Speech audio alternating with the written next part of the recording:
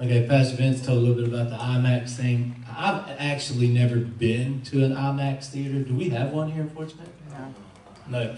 I've never been to one, but you know, I remember I'm a NASCAR fan, so it's an experience of a moving picture that you've never experienced before. It's just so huge, and they'll do it in 3D and things like that. I've never been to one. However, I remember when me and I bought a video once that said it was for IMAX. So I thought, hey, if I put this in my DVD player, I can have the same experience. Wrong. It looked just the same as everybody else's I put it in, you know. So that shows you how slow I am. I remember you know, when I was a little kid, it was still black and white, and we had this. I remember our first TV we got. It was like this big, and we used the clothes hanger for the antenna, and they put aluminum around it to make it receive. And there was 2 channels. You know, you got 5 and you got 40. I think you got PBS too. I don't remember, but I just thought it was the greatest thing in the world. I was just I was infatuated with the people that lived in TV. You know, and I was like, wow. So how can we recreate that? So me and my little brother, we would go make movies. On a rainy day, we could make a mini-series. I'm here to tell you. On a rainy day, we could tear it up. And what was so great about it is that we would write the own script, you know? And of course, we had to play multiple actors, but we were gifted enough that we thought that we could do multiple characters. We never did a female character, I'll tell you that. But we did theater. And there was times that we would think as we're making this movie, and we would talk with each other, and we'd say, now, let's pretend like, okay, the camera's panning this way. Honey, don't get the mic. Just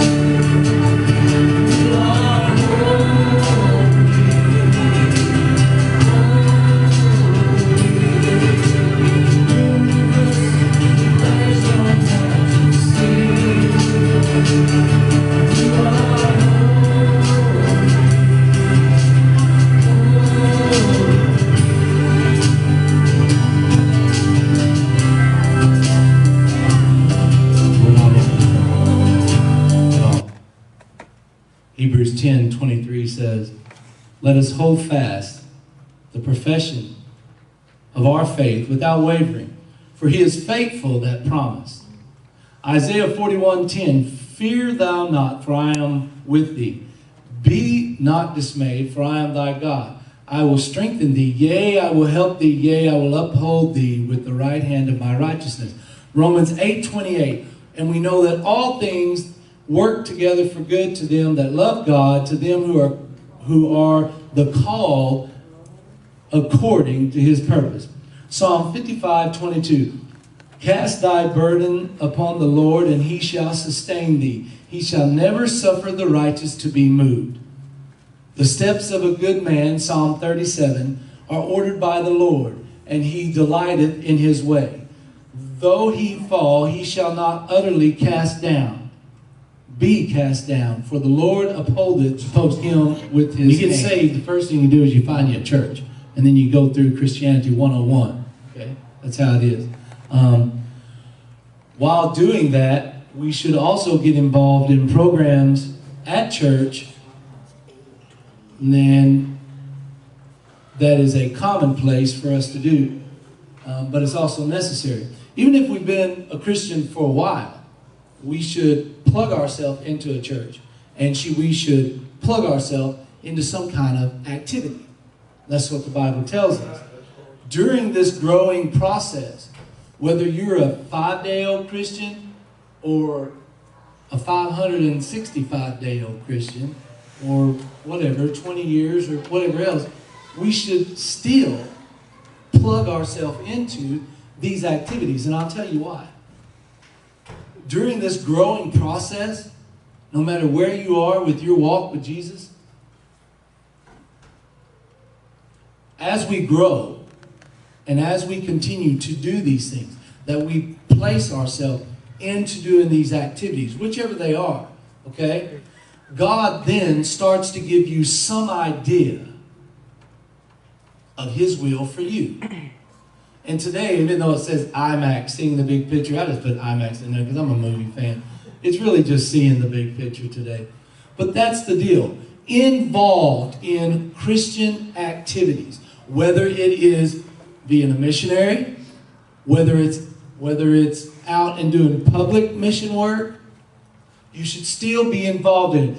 Doing these type of activities, getting yourself plugged in. This is one of the things, and I wanted the young people to stay here because of this. When you get plugged into these things, God will show you His will for your life. And even if it's come time to stop what you're doing and He's going to give you a different area in which He wants you to go. The devil wants you to stay unplugged. You don't have to go to church today. It's okay. Don't you remember? God's with you wherever you go. It's okay. And then eventually the 2 weeks, the 3 weeks you miss, you're not doing activities at church, you become, as they do a cancer, they cut it out. Without this process, it's difficult. Difficult to come into God's will. You know, the last, 3 months, I did blooming. Blooming where you planted is accepting God. The ark is basically God's will. And the victorious life is peace and understanding. So today, this one, number 4, is seeing that big picture. We'll go to the scripture. Not no different. Psalm 32:8 says, I will instruct thee and teach thee in the way which thou shalt go. I will guide thee with mine eye.